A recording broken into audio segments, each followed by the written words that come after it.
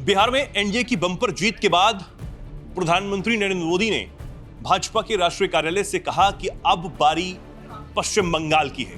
गंगा बिहार से होकर पश्चिम बंगाल जाती है और वहां से वो जंगल राज उखाड़ फेंक देना चाहते हैं। लेकिन उससे पहले एक बहुत बड़ी खबर यह सामने आ रही है कि अब भाजपा के साथ झारखंड के जो मुख्यमंत्री हेमंत सोरेन वो जा सकते हैं। ये बहुत बड़ी खबर इस वक्त सामने आ रही है और लग ये रहा है कि अब बिहार वाला खेला झारखंड में भी हो सकता है और इससे सीधा असर कांग्रेस पर ही होगा। क्या कुछ ज्यादा जानकारी है, किन किससे मुलाकात जो है वो मुख्यमंत्री हेमंत सोरेन ने की है, कैसे ये खबर सामने आई, मेरे साथ मौजूद है ऋतिक बताने को। ऋतिक, क्या कुछ चल रहा है, कहां से खबर सामने आती है कि जो झारखंड मुक्ति मोर्चा के लीडर हैं और मुख्यमंत्री हेमंत सोरेन वो भाजपा से हाथ मिला सकते हैं? अब बिल्कुल देखिए चेतन, जिस तरीके से भी हालात बिहार में हम सब ने देखे कि एनडीए के एक प्रचंड बहुमत से जीत वहां पर हुई, 202 विधायकों के साथ सरकार बनी। इसके बाद हालांकि नजर भारतीय जनता पार्टी एनडीए की बंगाल पे ही है, लेकिन बिहार से सटा एक और राज्य झारखंड, हालांकि पहले झारखंड बिहार का हिस्सा था, लेकिन अब उस झारखंड के अंदर की राजनीति ने एक बार फिर से देश के सियासी गलियारों में एक बार हलचल पैदा कर दी है। जाहिर तौर पर मुख्यमंत्री हेमंत सोरेन की मुलाकात बीजेपी के शीर्ष नेता से मुलाकात हुई है उनकी।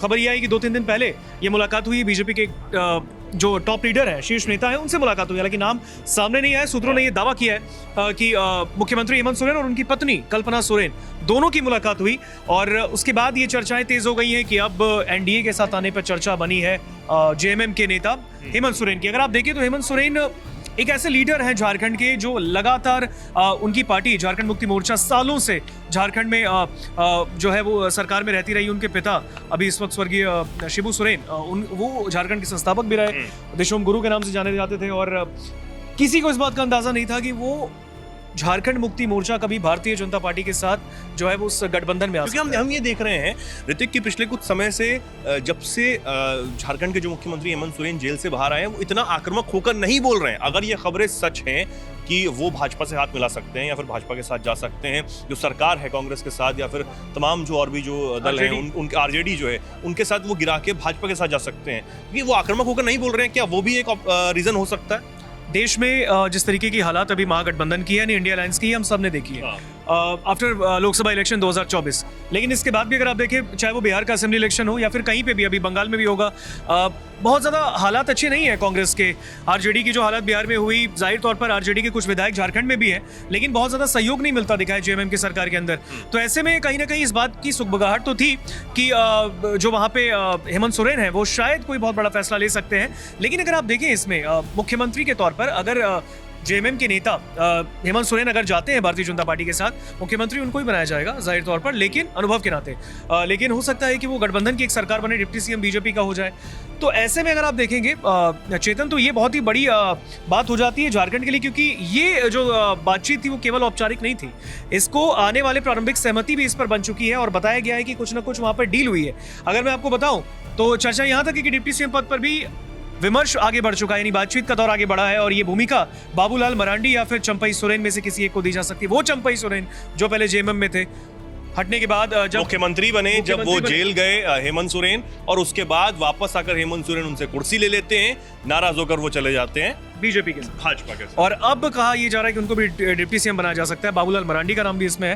हालांकि ये तो वक्त बताएगा, लेकिन ये पूरी घटनाक्रम जो ऐसे वक्त में सामने आई है जब झारखंड में सत्ता संतुलन बदलने की वास्तविक जरूरत नहीं दिख रही है। सब वहां पे ऑल इज वेल चल रहा है, लेकिन राजनीति में कुछ भी हो सकता है चेतन। और अगर हम बात करें, अगर जेएमएम और एनडीए में अगर आती है, यानी कि बीजेपी के साथ आती है, तो फिर बहुमत किसके पास क्या है वो भी देखना बहुत जरूरी है। अगर जेएमएम कांग्रेस आरजेडी गठबंधन के पास फिलहाल अभी बहुमत सुरक्षित है, इसलिए सरकार में है, और असहमति की किसी भी स्थिति में जेएमएम अपने दम पर सरकार चलाने पाने की भी स्थिति में है, यानी बहुत ज्यादा कांग्रेस या फिर आरजेडी से कोई बहुत या भाजपा वगैरह के कोई विधायक नहीं है जो कि उतना समर्थन देके जेएमएम को वहां पे सरकार में रखे। जेएमएम अपने दम पर भी सरकार बना सकती है, बट कांग्रेस भी बीजेपी को रोकने के लिए बाहर से समर्थन देने की मजबूरी में है। लेकिन राजनीति केवल यहाँ पर एक तरफा देखने लायक नहीं है। इसमें अगर आप देखें तो केंद्र से पर्याप्त निधि के बिना इन्हें पूरा करना भी कठिन है। अगर केंद्र में बीजेपी की सरकार है, एनडीए की सरकार है, और विपक्ष की सरकार अगर किसी राज्य में होती है, तो फिर वहां पर कहीं ना कहीं कुछ ऐसे कल्याणकारी योजनाएं होती हैं जो धरातल पर लागू होने में दिक्कतें आती हैं, यानी वो कॉन्फ्लिक्ट आता है, डिस्प्यूट होता है। और जाहिर तौर पर अगर जहां पर एनडीए, ये बात आपको याद होगा, नरेंद्र मोदी ने खुद बिहार आकर कहा था कि अब जब बिहार में एनडीए की सरकार है और देश में एनडीए की सरकार है तो फिर वो डबल इंजन की सरकार बिहार की रफ्तार को बढ़ाएगी। तो हो सकता है कि वो झारखंड के लिए भी ऐसी कोई दलील दे सकते हैं। बट अगर ऐसे में आप देखें तो दूसरी ओर बीजेपी भी अपने राजनीतिक समीकरण दुरुस्त करने के दौर से है, क्योंकि देखिए झारखंड में रघुवर दास मुख्यमंत्री थे, लेकिन बहुत सालों तक वो मुख्यमंत्री नहीं रह पाए, सरकार नहीं चल पाई बीजेपी की, लेकिन क्योंकि वो गढ़ है जेएमएम का। और ऐसे में अगर आप देखें तो बीजेपी भी वहां पर अपनी साख को मजबूत करना चाहती है झारखंड में, क्योंकि अगर आप देखें तो कई ऐसे बस गिने चुने राज्य बचे हैं बीजेपी के हाथों जहां पे उनकी सरकार नहीं, बाकी देश के हर राज्यों में बीजेपी सरकार में या तो पूर्ण बहुमत में सरकार में या फिर सहयोगी के साथ सरकार में। बट अगर आप इसमें देखें तो विधानसभा चुनाव में करारी शिकस्त के बाद पार्टी का आंतरिक आकलन यह है कि मौजूदा राजनीतिक संतुलन में लौटना आसान नहीं है, इसीलिए हेमंत सोरेन को मनाना बहुत जरूरी है। अगर हेमंत सोरेन जो कि बीजेपी के शीर्ष नेता से उनकी मुलाकात होती है तो ये मुलाकात हालांकि किस नेता से हो नाम तो सामने नहीं आया, हो सकता है आने वाले भविष्य में ये भी सामने आ जाए, लेकिन बीजेपी के लिए एक बहुत बड़ा वहाँ पर डिमेरिट थोड़ी अगर आप कहें तो वहाँ पे इसलिए भी है क्योंकि वहाँ पर आदिवासी वर्गों में, क्योंकि झारखंड एक आदिवासी बहुल्य क्षेत्र है और वहाँ पर बीजेपी की पकड़ थोड़ी कमजोर है जितनी जेएमएम की कंपैरिजन करें। तो ऐसे में बीजेपी भी चाहती है कि वो जेएमएम को अभी आगे फ्रंट पर रखे और ऐसे में पहले कोशिश करे झारखंड में बीजेपी अपने आप को विस्तार करने की। तो जाहिर तौर पर अगर आप देखें तो यहाँ पर झारखंड की राजनीति इस वक्त बहुत ही शांत है, लेकिन हेमंत सोरेन और फिर उनकी मुलाकात जब बीजेपी के नेता से हुई है तो जाहिर तौर पर यह सवाल बन जाता है कि क्या वो बीजेपी के साथ आने वाले हैं। अगर वो बीजेपी के साथ आते हैं महागठबंधन को ये बहुत बड़ा झटका लगा है, क्योंकि एक अगर ऐसे हालात को अगर आप देखें जो राज्य है वो उनसे निकलता हुआ यहाँ पर नजर आ रहा है। बिल्कुल देखिए झारखंड में फिलहाल अभी जेएमएम कांग्रेस आरजेडी और लेफ्ट गठबंधन की सरकार है।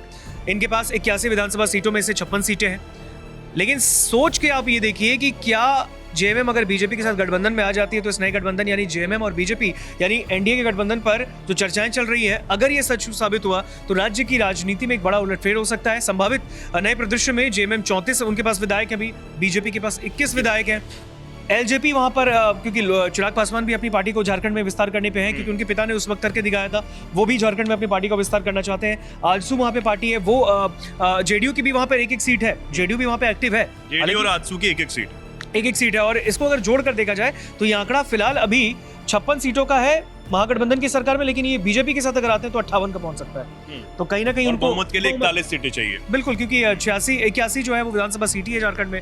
और ऐसे में अगर आप देखें तो वर्तमान संख्या बल बहुत ही मजबूत बनता दिखता है, लेकिन फिर भी अगर बीजेपी ने कुछ सेंधमारी कर दी, अगर उन्होंने बीजेपी के शीर्ष नेता ने मजबूत हो जाएगा और ज्यादा। खैर अब ये देखने वाली बात होगी कि आखिर क्या ये सच में जो खबरें चल रही हैं ये सच है, इसमें कितनी सच्चाई है, क्योंकि किस शीर्ष नेता से मुलाकात जो है वो मुख्यमंत्री हेमंत सोरेन जी कुछ कह रहे हैं। चेतन देखिए एक पॉइंट इसलिए मैं ऐड करना चाहता हूँ, याद होगा जब शिबू सोरेन का निधन हुआ था उस वक्त उनके अंतिम दर्शन के लिए राजनाथ सिंह पहुंचते हैं हेमंत सोरेन के घर पे, जो उनके पैतृक आवास पे राजनाथ सिंह पहुंचते हैं। करीबन 1 घंटे दोनों नेताओं में बातचीत होती है। इतना उन्होंने अखिलेश यादव के साथ मुलाकात नहीं की थी, अखिलेश भी गए थे झारखंड लेकिन उतनी मुलाकात नहीं हुई थी, प्रधानमंत्री भी गए, प्रधानमंत्री भी। तो ऐसे में अगर आप देखें तो फिर बीजेपी का टॉप लीडरशिप जो है वहां पर पहुंचा था।